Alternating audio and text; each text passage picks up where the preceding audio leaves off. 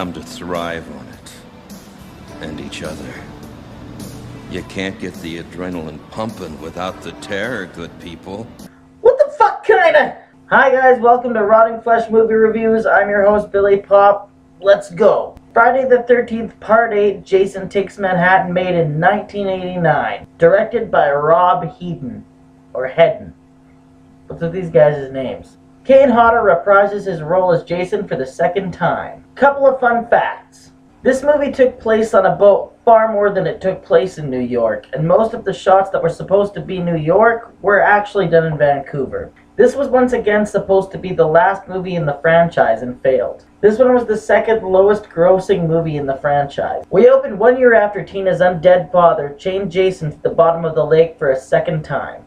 There is a couple on a boat. The guy tells the girl the legend of Jason while simultaneously boating over some cables that jolt Jason back to life. What a coincidence! The guy then plays a joke on the girl wearing a hockey mask and stabbing her with a fake knife. These two goofballs go to have sex and Jason sneaks onto the boat and obviously steals the hockey mask. But wait! Why does this kid's mask have the same axe wound as Jason's old mask?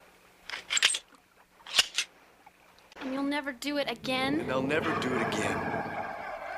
Come on. That's, pretty weird.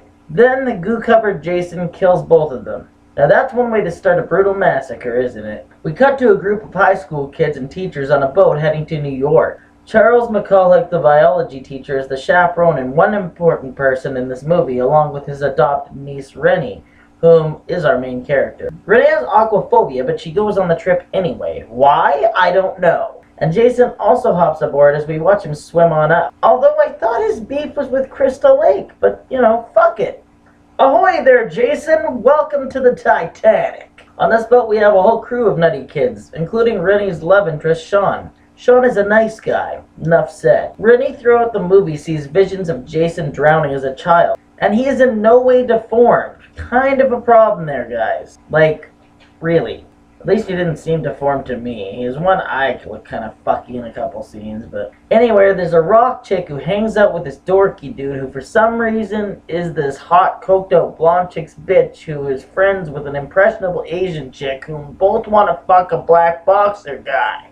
And I pretty much gave you the list of people Jason's gotta kill aside from a few teachers and some crew members. Although it was funny when the dorky dude and the hot blonde blackmailed Charles the biology teacher by making it look like he was in a sex video with the hot blonde. Cause Charles is kind of a prick. And a pervert.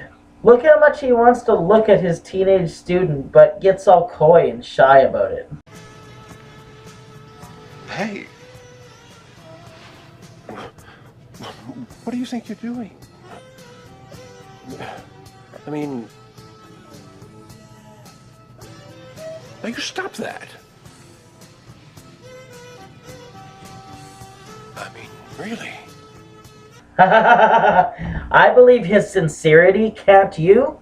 He's a really great guy. I don't believe this. What do you think you're... I'm your teacher, young lady. In case you can't tell, I'm calling these characters by basic stereotypes that really could have been anyone. Once again, this is a movie that knows Jason is the star. We just want him to destroy people. And he does.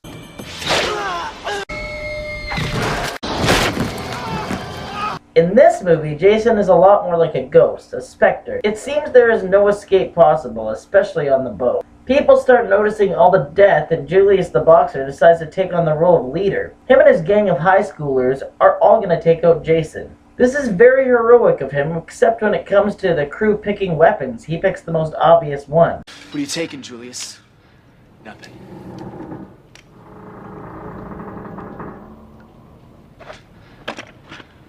But this gun.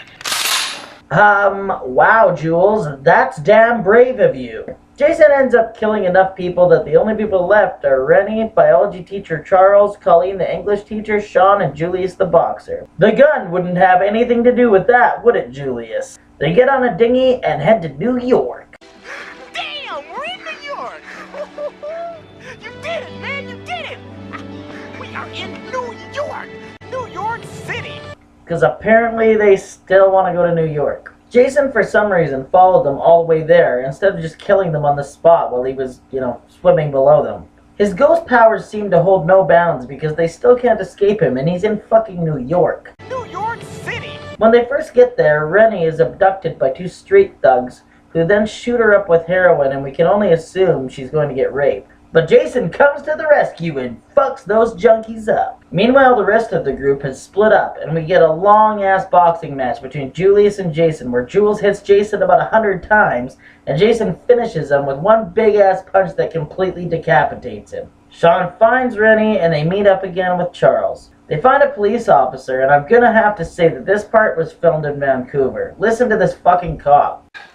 I find it a tall tale indeed, but you seem like honest folks, so I'm inclined to believe at least some of what you say. Super fucking patch, boys. Anyway, we figure out through flashback that the reason Rennie's aquaphobic is because when she was little, her asshole Uncle Charles threw her into Crystal Lake attempting to teach her how to swim. He did this, of course, right before saying Jason would get her if she couldn't swim. We come to find out Jason just about killed her back then. This is a fairly weak and pointless plot point, which I don't quite understand. An attempt to shape characters, I guess. Anyway, everyone dies in the end except Rennie and Sean. They go through these little cat and mouse scenes with Jason until they finally end up in the sewers of New York, where they meet Chud. I'm just kidding, they don't meet Chud. Where he gets doused majorly with toxic waste and dies. Now, what do I think? When I was a kid, I wanted to see this one of all the franchise more than the rest. I don't really know why. It ended up being the second or third Friday the 13th I ever watched.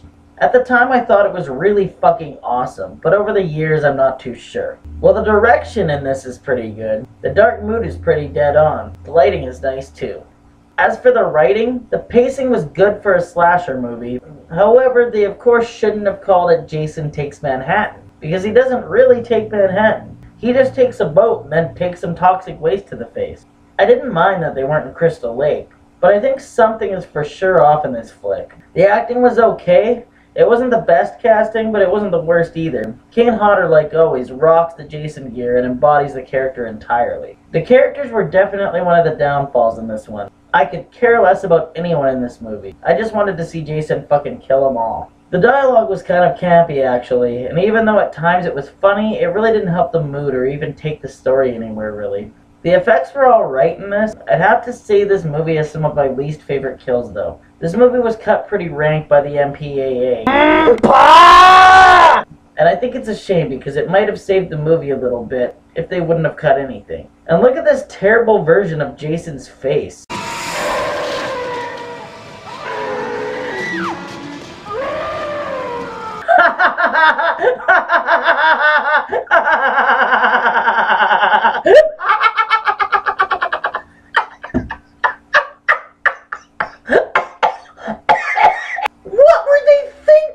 The music in this has some of the worst in the series, right from the opening title to the last scene. It was just forgettable and boring.